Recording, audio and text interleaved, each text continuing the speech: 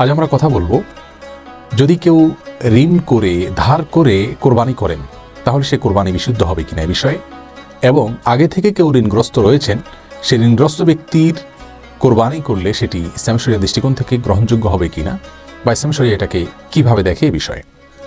এ দুটি মাসআলার প্রথমটির উত্তর হলো, কেউ চাইলে ধার করে ঋণ করে কোরবানি করতে পারেন যদি তিনি পরবর্তীতে এই ঋণ পরিশোধ করার সদুদ্দেশ্য তার থাকে, ব্যবস্থা তার থাকে, তাহলে তিনি ঋণ করে কোরবানি করতে পারেন। জাগতিক যে কোনো কাজ যেরকম আমরা ঋণ করে লোন করে করতে পারি, রাসূল করিম সাল্লাল্লাহু আলাইহি ওয়াসাল্লামের জীবনেও তিনি লোন করেছেন, ঋণ করেছেন, সাহাবা ইকরাম অনেকে লোন করেছেন।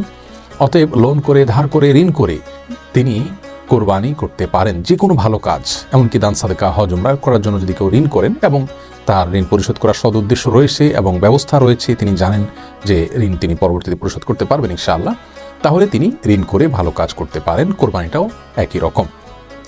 তবে ঋণ করে কোরবানি করা তার জন্য জরুরি নয়, আবশ্যক নয়। কারো যদি কোরবানি করার মতো সামর্থ্য না থাকে তাহলে ঋণ করে ইসলামী শরিয়া তাকে কোরবানি করতে বাধ্য করে না। আর দ্বিতীয় মাসআলার উত্তর হলো, ঋণগ্রস্ত ব্যক্তি যদি কোরবানি না করে ঋণ পরিশোধ করলে তার ঋণ কমে, অর্থাৎ ঋণ পরিশোধ করার বিষয়টিকে তিনি যদি অগ্রাধিকার দেন তাহলে সেটি তার জন্য উত্তম হবে, এ বিষয়ে কারোর কোনো দ্বিমত নেই।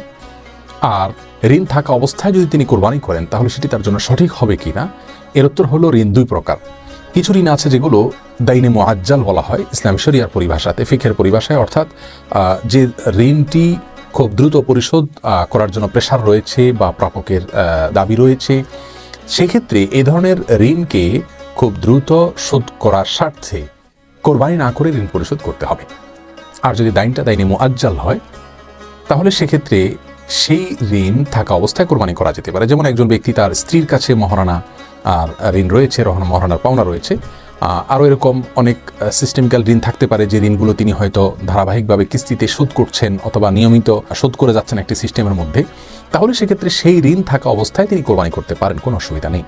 তাহলে যদি এমন হয় যে প্রাপকের প্রেশার আছে, চাওয়া আছে, দাবি আছে, বা তার থেকে আমার সময় নেওয়া নেই, বা সেই দাইনটা ফিকহের পরিভাষায় দাইনে মুআজ্জালের সংজ্ঞায় পড়ে, তাহলে সেক্ষেত্রে সেরকম ঋণ রেখে ঋণ পরিশোধ না করে কোরবানি করা জায়েজ নাই। আমাদের সমাজে অনেক ব্যক্তি আছেন যারা অধীনস্থ কর্মকর্তা, কর্মচারী এবং কি কাজের লোক, এবং অনেক মানুষ আছেন যাদের পাওনাকে আটকে রেখে তারা বড় বড় গরু কোরবানি করেন। ইসলাম শরিয়ার দৃষ্টিকোণ থেকে এটি জঘন্য অপরাধ। এটি তো সওয়াবের কোনো মাধ্যম হবেই না, কারণ হবেই না, বরং অন্যের হক না দিয়ে কোরবানি করলে তাতে আল্লাহ সুবহানাহু ওয়া তাআলা মোটেও সন্তুষ্ট হবেন না। অতএব আমরা এই ধরনের ঋণ থাকলে সেই ঋণগুলোকে পরিশোধ করাকে অগ্রাধিকার দেব কোরবানি করার উপরে।